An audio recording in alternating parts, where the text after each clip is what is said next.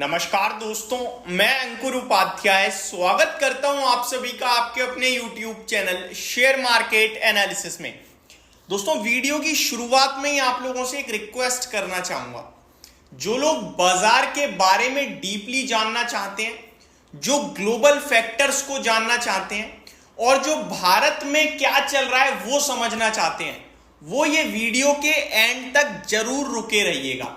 और जो केवल बाय सेल की रिकमेंडेशन चाहते हैं, वो शुरुआत के 2 मिनट जानने के बाद ही ये वीडियो स्किप कर सकते हो, क्योंकि शुरुआत के 2 मिनट तो सबको देखनी है। ये मेरी रिक्वेस्ट है। वो इसलिए क्योंकि डेटा आपको बताने जा रहा हूं। दोस्तों, आज डेटा आना था भारत का महंगाई का, यानी सीपीआई का, इंडिया का इन्फ्लेशन डेटा, जो कि आ चुका है। और डेटा इतना ज्यादा खतरनाक आया है, जो चीज मैं आप सभी के साथ कंटिन्यू कह रहा था वो एक्चुअली में अब डेटा में आ गई है। और ये बहुत ही अच्छी बात है।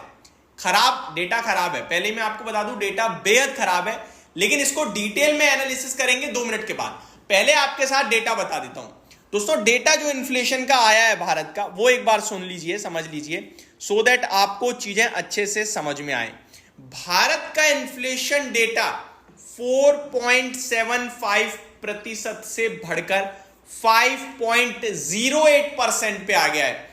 लगभग 33 बेसिस पॉइंट से इन्फ्लेशन बढ़कर आया है। 1/3% इन्फ्लेशन बढ़ गया है, महंगाई बढ़ गई है जून में। यह डेटा आपको क्लियरली दर्शा रहा है। केवल इतना ही नहीं दोस्तों, अनुमान था 4.8% का, यानी अनुमान ऑलरेडी मार्केट लगा रहा था कि महंगाई बढ़कर आएगी, लेकिन इतनी हिला देने वाली है ये इतना गंदा डेटा है कि अगर बाजार लिटरली इस डेटा पे रिएक्ट करे तो 200-300 पॉइंट चला जाए तो मैं नहीं घबराऊंगा, मेरे को कोई शॉक नहीं लगेगा। लेकिन बाजार गिरेगा नहीं गिरेगा वो हम कवर नहीं कर रहे, क्योंकि मार्केट में पैसा आ रहा है, मार्केट के सेंटीमेंट बुलिश है, ग्लोबल सहारा है, तो शायद बाजार इस डेटा को टोटली अवॉइड और इग्नोर कर दे। लेकिन ये डेटा एक्चुअली में इतना खराब है कि ये बाजार को ऊपर नहीं नीचे धकेलना चाहिए। अब धकेलेगा या नहीं धकेलेगा वो तो हमें मंडे पता चलेगा। अब डिटेल में समझिए एनालिसिस। आपको डेटा पता चल चुका है, अब आप और डिटेल में बहुत अच्छे से समझना चाहते हो चीजों को तो रुके रहिएगा, अदरवाइज आप चाहो तो छोड़ भी सकते हो। आप समझिए हुआ क्या है। हम और अमेरिका 2 लोग हैं। एक ग्लोबल मार्केट में लीडर है अमेरिका, जिसे दुनिया फॉलो करती है, और दूसरी तरफ हम इस समय जो फॉलो तो करते हैं अमेरिका को, लेकिन हमारे अपने इतने ट्रिगर्स पॉजिटिव हैं कि हम शायद सब कुछ अवॉइड कर रहे थे। अभी तक अमेरिका से क्या हो रहा था, उनका इन्फ्लेशन नीचे नहीं आ रहा था, और उनके फेड चेयरमैन जो है जेरोम पॉवेल साहब हैं, वो कह रहे थे कि जब तक इन्फ्लेशन नीचे नहीं आएगा मैं रेट कट नहीं करूंगा। और कल हम लोगों ने देखा अमेरिका में इन्फ्लेशन डेटा बहुत स्ट्रॉन्ग आया, बहुत अच्छा आया, तो रेट कट की उम्मीदें बन गई। दैट मींस अमेरिका पूरी तरीके से परफेक्टली वेल प्लेस्ड है रेट कट करने के लिए सितंबर में, यानी कि वो तैयार है रेट कट करने के लिए। हमारी क्या प्रॉब्लम थी, हमारा इन्फ्लेशन का नंबर अच्छा आ रहा था, मैन्युफैक्चरिंग डेटा अच्छा आ रहा था, जीडीपी की ग्रोथ अच्छी आ रही थी, सब पॉजिटिव था, लेकिन हम रेट कट नहीं कर रहे थे। क्यों? क्योंकि अमेरिका नहीं कर रहा था। अमेरिका जब करेगा तभी हम करेंगे। ये इसलिए क्योंकि हम अपने पैसे को डेप्रिशिएट, घटता हुआ नहीं देखना चाहते। लेकिन लास्ट मीटिंग में आरबीआई गवर्नर शक्तिकांता दास जी ने कहा कि हम अमेरिका का वेट नहीं करेंगे, हमारी चीजें सुधरती दिखेंगी तो हम रेट कट कर देंगे। अब समझो, हमारी चीजें बिगड़ती हुई दिख रही हैं और अमेरिका की सुधरती हुई। अब अगर अमेरिका रेट कट करता भी है तो भी हम कंडीशन में नहीं है कि रेट कट कर सके। समझो बात को।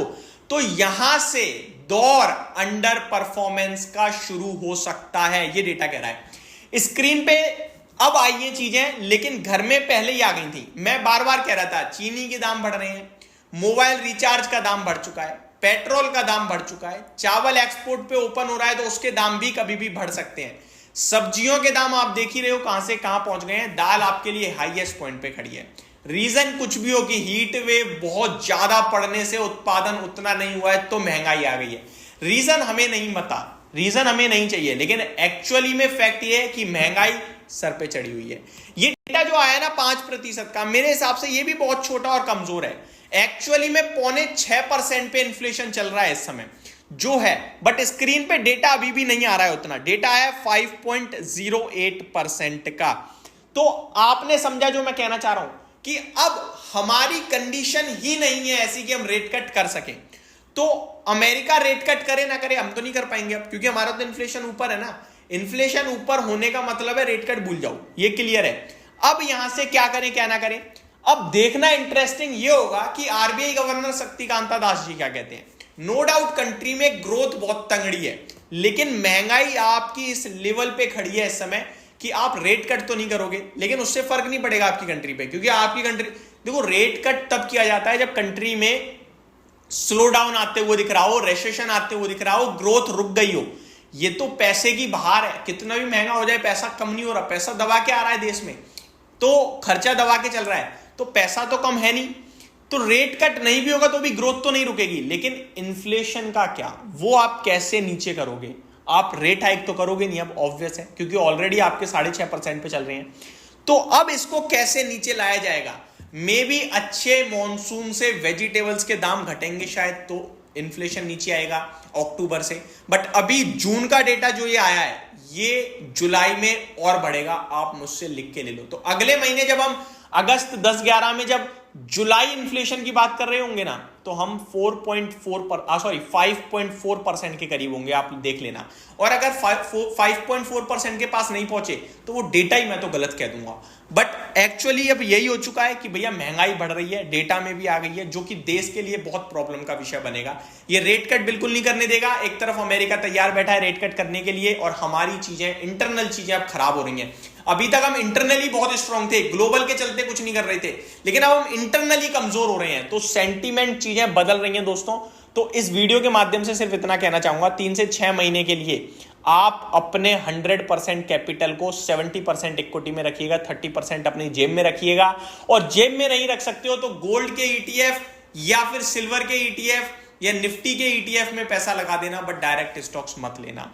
डायरेक्ट स्टॉक्स में 70% पैसा बहुत है मेरे हिसाब से। कुछ पैसा जेब में जरूर रखो कि इन केस कोई प्रॉफिट बुकिंग करेक्शन आती है शार्प इस महंगाई के चलते, तो आपके पास पैसा हो एक्यूमुलेशन के लिए। तो ये मेरी तरफ से एक डिटेल एनालिसिस था जो मुझे समझ में आ रहा था, मैंने किया। होप आपको सारी चीजें समझ में आ गई होंगी। Thank you so much for watching this video. Have a great day guys.